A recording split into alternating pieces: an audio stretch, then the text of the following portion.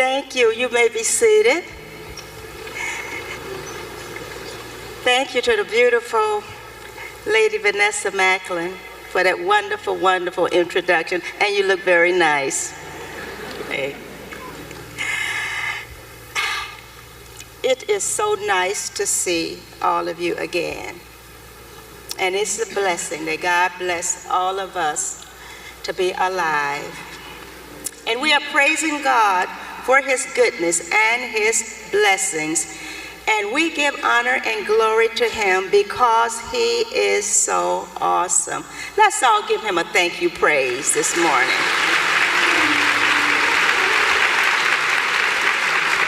Honor to you, Bishop Blake, the presiding bishop, and to Bishop Brooks, and to Bishop Macklin, and members of the General Board, and to all other national officials. And honor to our General Supervisor and amazing, incredible Mother Barbara McCool-Lewis, Mother Willie Mae Rivers, our General Supervisor Emeritus. We honor you. Madam Doris Brooks, we honor you. I praise God for you. And you know, it is a pleasure for me to greet you, but it seems as though each time I greet you, somehow I end up sharing about kindness. Because the world is so full of unkindness, meanness, hatefulness, and selfishness. Now, not that you are not kind, but because kindness is close to my heart. And you know, cultivating kindness should be a very important part of your everyday life. And a writer, Henry James, once said that there are 3 things in life that are important. The first is to be kind. The second is to be kind. And the third is to be kind. And kindness is one of the strongest of all qualities that a person can have. You should treat everyone with kindness, not because they are kind-hearted, but because you are. And there are many ways that we can be kind. It doesn't have to be giving things and money, but just uplifting and encouraging others with your actions or words. In Proverbs 15:4, gentle words bring life and health. A deceitful tongue crushes the spirit. Crushes the spirit. Crushes the spirit of a person who is the recipient of unkindness. Kindness will not allow you to say or do and write hateful things that would be devastating to others. And especially in this age of social media. Social media is good on one hand, but many times it is used by unhappy people and haters, where you can make comments and say anything and everything about somebody to try to crush, devastate, and annihilate them. But if it is not inspirational or good, I personally don't listen to or read negativism on any social media sites. Kindness does not try to take away someone else's joy, take away their peace, take away their happiness by words or action, even though they may be blatant, deliberate, or anonymous. You can be happy with your life and yourself that you don't have a desire to knock down, spread poison, or try to destroy someone, because you are too busy enjoying your life and being thankful for the blessing of being alive. Now, there are many small ways to show kindness. Smile and say hello or good morning to people. You know, I once told you about me getting on an elevator, and I said to the gentleman, "Good morning." And with his grouch and grumpy self, he said, "It's not morning, it's afternoon." My feelings didn't get hurt because I know that kindness is never wasted. Even though the recipient of the kindness might reject us or our actions, the benefits of your kindness will come back to you. And Proverbs 17:22 tells us that a merry heart does good, like medicine. But sometimes a person is not aware of the fact that they are unkind. Because I have many times seen cars driving in front of me for blocks and blocks with their blinkers on, trying to change lanes, and nobody will slow down so that they can enter. And I have even seen cars speeding up to keep someone from getting in front of them. But you know, kindness will let another driver merge into your lane with a smile on their face.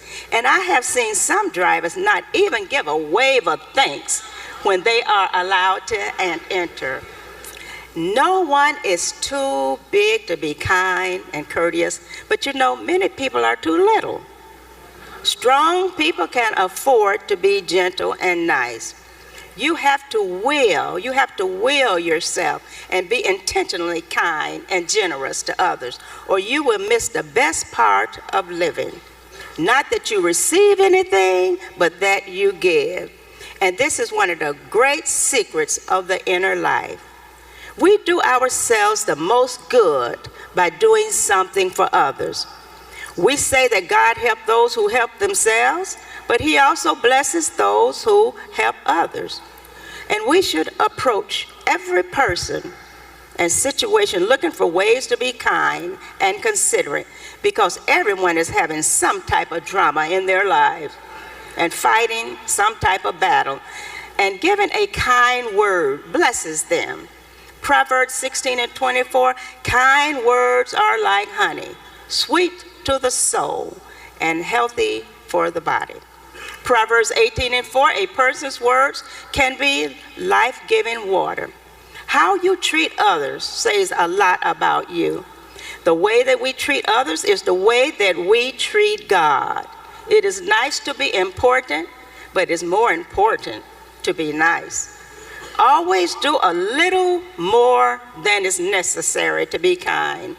And kindness is something that is very difficult to give away because it is usually always returned some way. Showing kindness is one of life's best investments, and should I say, and one of great business investments too. Now, ladies, you know how it is when we go to a store in which they're giving something free. The store's being kind. Buy one, get another one free. Buy one, get another one at half price. Oh yes, we do, because I do. And we will stand in line waiting for whatever is free. Sometimes it's really not too much, but it's free. And ladies, we love free stuff, don't we? Now, I read a little story recently about a man who had opened up a small clothing store. His son worked for him. His son was in training to eventually carry on the business. And one day a lady came back with the dress to return it that she had purchased. The son looked at the dress and he knew that the lady had damaged the dress. And he felt like she did not deserve a refund. And the father directed his son to give the woman a full refund. So Stanley, the son, argued with his dad. But Dad, it's not the store's fault. And the manufacturer would never refund the price of that dress back to us. So it will be our loss. But Stanley's father stood firm. He said, son, give her back the money. She did not buy the dress from the manufacturer. She bought the dress from us. He said it costs about $200 to recruit a new customer. Why should we lose her over a $175 dress? So he ordered his son Stanley to issue the woman a full refund. And then he said, and do it with a smile. Now, that act of kindness was sound advice from the man who started Neiman Marcus.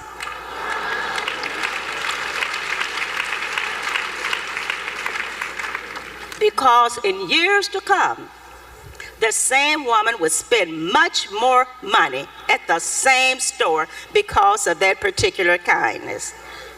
It costs nothing to be nice and kind because kindness is like a boomerang. It always comes back with benefits. Now, a really sincere act of kindness is helping someone who can never return the favor. Several years ago, Bishop Blake and I went out to dinner. And not only did we enjoy being with each other, we enjoyed the food. So after we finished, the waiter bought the bill, and we sat there smiling and smiling. He does smile, you know.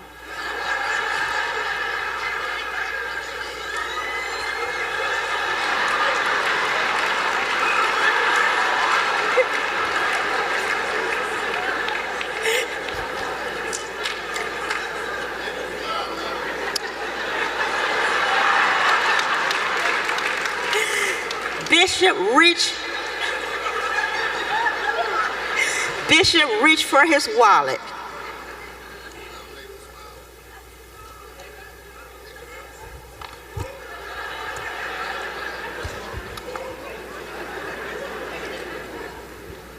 He asked me, honey,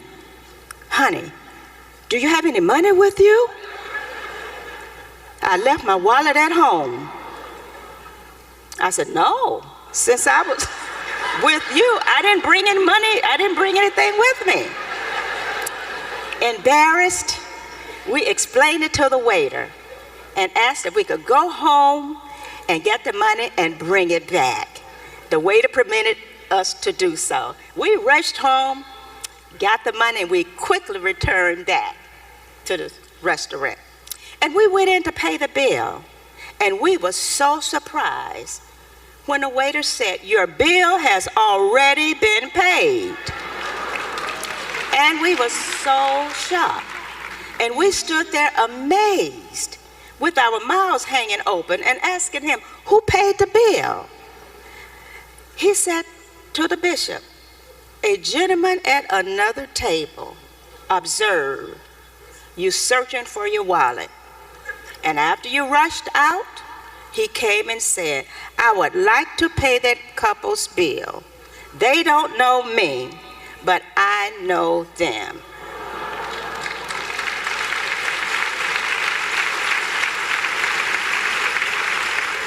From that day, many years ago, to this day, we have no idea who that gentleman was.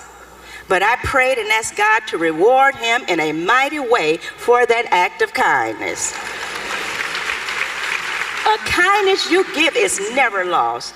It keeps going from person to person to person until it returns back to you.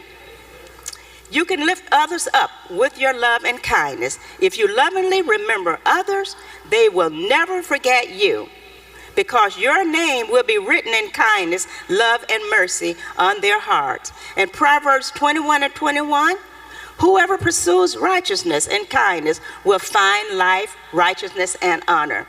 And in reading and study, I came across 6 ways to improve your health through kindness by Mae Proctor. Kindness releases feel-good hormones. It eases anxiety. It's good for your heart. It helps you to live longer. Kindness reduces stress. Kindness prevents illness. And as I have said, some people don't know that they are not kind, but I would like to close with asking each one of you a question from an unknown author. It's called The Day's Results. Is anyone happier because you passed their way?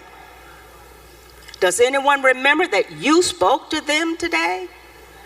The day is almost over and working time is through.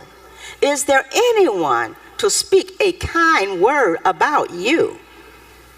Did you give a cheerful greeting to an acquaintance who came along, or an unfriendly sort of dry hello, then disappear in the crowd? Were you selfish and uncaring as you rushed along your way, or is someone mighty grateful for a deed that you did today? Can you say tonight, in the day that's slipping fast, that you helped a single person of the many people you passed? Is a single person rejoicing over what you did or said to them? Does the man or woman whose hopes were fading fast now look ahead with courage because you came past? Did you waste a day, or did you lose it? Was it well spent, or was it poorly spent? Did you leave a trail of kindness or a scar or discontent? As you close your eyes in sleep, do you think that God would say, you have earned one more tomorrow by the work that you did today? Okay.